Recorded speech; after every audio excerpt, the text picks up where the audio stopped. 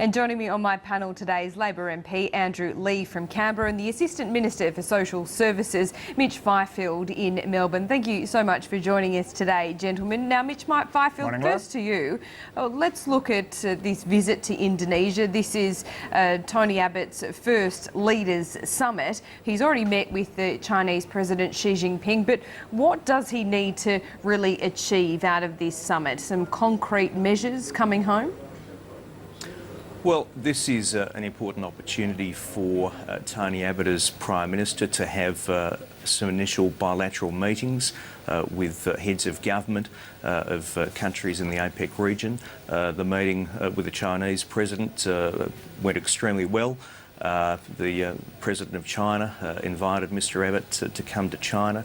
Mr Abbott has accepted that, likely to travel in the first half of next year to take a delegation of senior business figures along, also extending the invitation to premiers. That will be an important opportunity to further develop investment and business links between China and Australia, and I think that's a very positive sign. China is immensely important to Australia's growth prospects over the years ahead, and Mr Abbott will have the opportunity of meeting other leaders at APEC. Obviously on the agenda will be the Trans-Pacific Partnership, which is an important way of opening up trade amongst 11 or 12 countries in the APEC region. Australia is a nation that has always sought to further the free trade agenda, and this is an important way of doing that.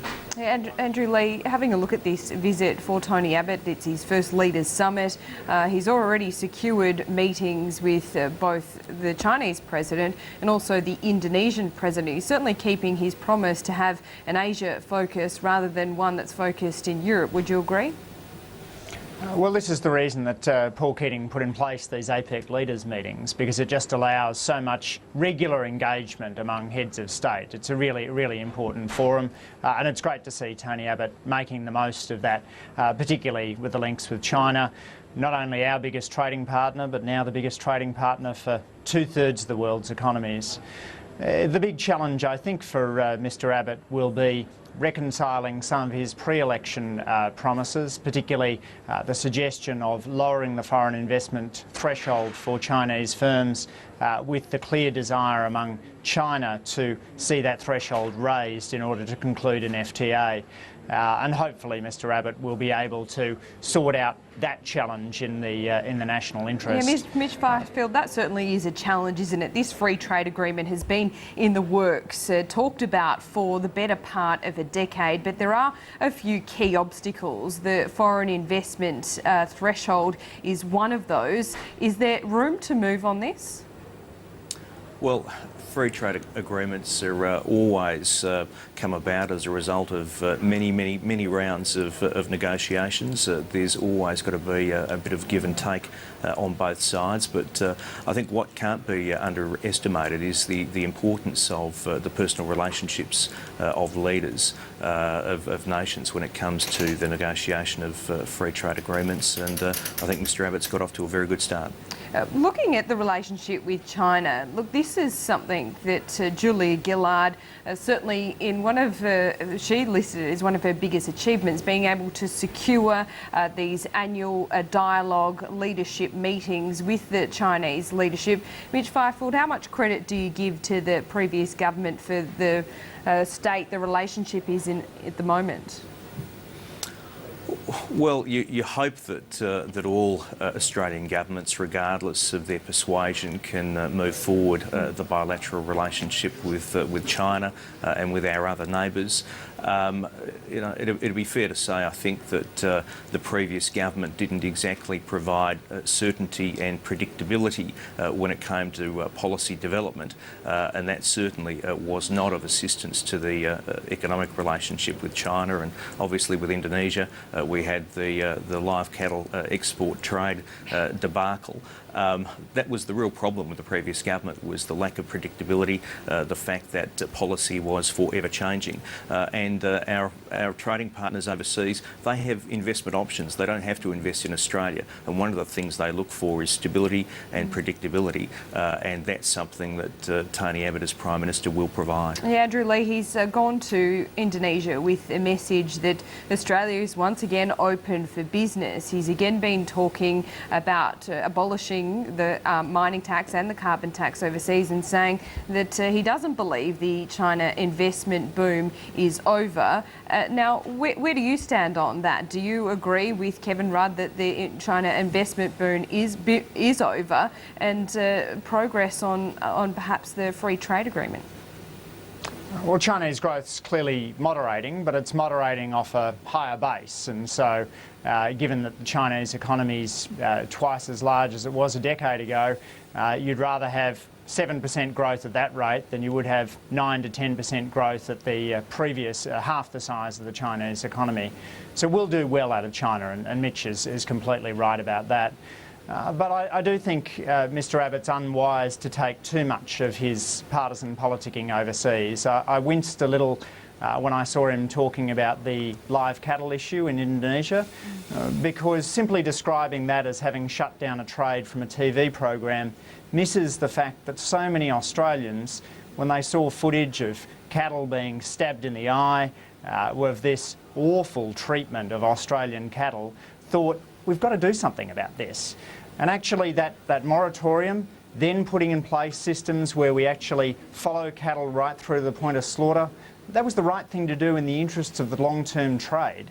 Mr Abbott shouldn't forget the benefits that come from Australians being confident that our animals are being treated well when they're exported. I want to focus on China still. Looking at this APEC meeting in Indonesia at the moment, look, one of the key things being talked about today is the fact that Barack Obama has had to cancel his appearance. Mitch Fifield, how important is it that Barack Obama attend? Do you think this will lead to a stalling in negotiations on the Trans-Pacific Partnership, for one? Well, the American president is always a welcome figure at APEC forums, and on this occasion there are domestic considerations which prevented him from attending, but the United States Secretary of State, Mr Kerry, will be in attendance. That's very senior representation for the US, and the US have made it very clear that nothing should be read in to the absence of the president. But there has been 19 rounds of negotiations already. It's already a month past what the previous deadline was. Do you think this will mean further delays? And also, what does the Trans-Pacific Partnership, how important is that for Australia? Oh, look, the Trans-Pacific Partnership is important. It will help open up trade and investment opportunities amongst APEC countries. Australia is a strong supporter of multilateral trade agreements, but Australia has always taken the approach that you can walk and chew gum at the same time, and we will, where it's appropriate, pursue bilateral trade agreements as well.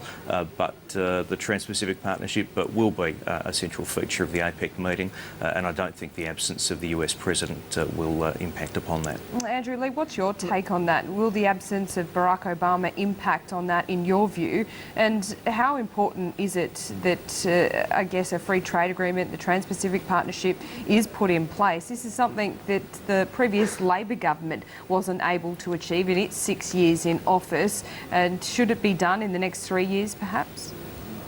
Laura, it's always a pity not to have the US President at these kinds of forums. He's been held back because the crazy wing of the Republicans has shut down Congress.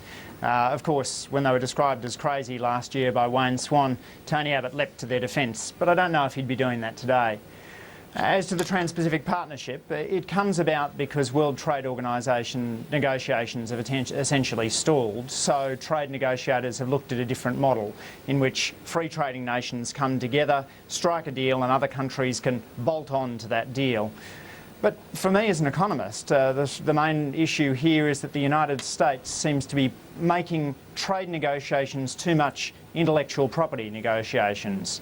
Australia is quite happy to engage in discussions about how we can reduce barriers to goods and services flowing across borders. But if the Americans are just focused on intellectual property, then that's really stymieing a lot of what's going on. At least that's my read of where TPP's gotten to. Okay, Andrew Leigh and Mitch Fifield, we'll take a quick break here on AM Agenda. We'll be back after the break to talk parliamentary entitlements. It's been a hot topic for at least a week or more. We'll be back in a moment.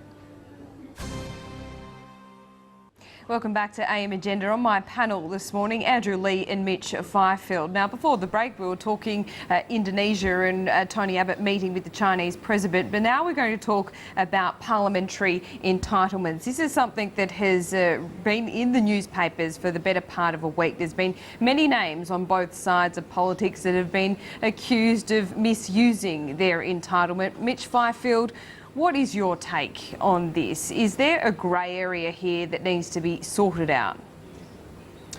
Well, the roles and activities that members of Parliament undertake are extremely varied. So it's difficult to have a system that defines in advance what is in and what is out. There are a series of guidelines, and it's the responsibility of all members of Parliament to comply with those guidelines, and comply with them they must. There have been occasions on both sides of politics where errors have been made and money has been repaid. Former Prime Minister Gillard, former Minister Burke are two cases in point.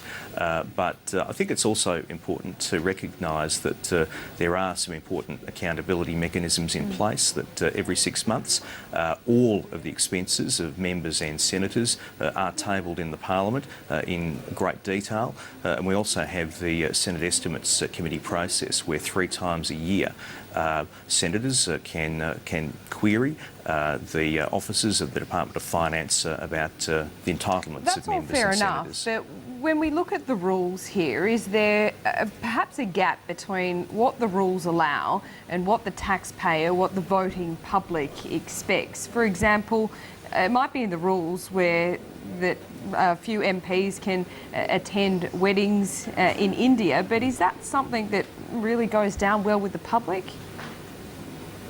Well, look, I'm not going to give a series of rulings about particular circumstances. That's the role of the Department of Finance, and I'm not in possession of all the specifics about some of the matters that have been canvassed in the media of late. But it's pretty straightforward. There are guidelines, there are determinations, and those must be complied with. Andrew Leigh, this is something that both sides of politics have been wrapped up in, but not just in the last week, but over the years. Do you think there is, well, maybe the rules need to be tightened here? Well, Laura, I don't disagree with much of what Mitch has to say, but it's worth realising how we got to this position. Like the Howard government in the early part of its term, which set up a tough ministerial code of conduct and then lost 7 cabinet ministers, the Weddinggate scandal is really Mr Abbott being hoisted on his own petard. If you spend the last term, as Mr Abbott did, calling in the Australian Federal Police every time there is an allegation of entitlement misuse, then you're going to find yourself being rightly criticised when 4 cabinet ministers appear to have used parliamentary entitlements to attend weddings. Mr Abbott, I think, is a victim of the sort of hyperventilating rhetoric, the overblown rhetoric of his past years. Rhetoric, and with sure, Mitch, I but agree. let's have a look at Bernie Ripoll today in the paper. He's been accused of using taxpayers' funds to be a spectator along the route of the Tour de France. You, I think yourself, was even the subject of a newspaper article last week putting your use of taxpayer entitlements to spend on books under the spotlight. So is there a gap between what is in the guidelines and what the public expect? I'm not sure, Laura, why publications, why we think it's better for parliamentarians to read tabloids than textbooks. In the case of Mr Ripoll, he does organise a major charity cycle, and as I understand it, as part of his overseas study time, had up to 5 days of personal time, which he used to see the Tour de France when he was in the area. That seems pretty reasonable to me. Mitch Fifield, I just want to pick up on something that Andrew Leigh said there. I think he was drawing parallels between what has been in the newspapers in the last week and also the scrutiny that the former Speaker Peter Slipper was put under. Was that now unfair when you look at the long list of entitlements that a number of parliamentarians have used? Look, I don't think any member or senator is beyond scrutiny. That's part of the job of the press. It's part of the job of the parliament itself, is to apply scrutiny to members of parliament, and that's why I think it's a good thing that all of our expenses are tabled every 6 months in the parliament to facilitate that scrutiny. But it's a fairly straightforward area. There are guidelines, there are determinations, and members and senators must comply with them. Mitch Fifield and Andrew Leigh, thank you so much for joining me on this holiday Monday for AM Agenda. Thanks, Laura. Thanks, Mitch. It's always a pleasure. Now, after the break, we're going to look more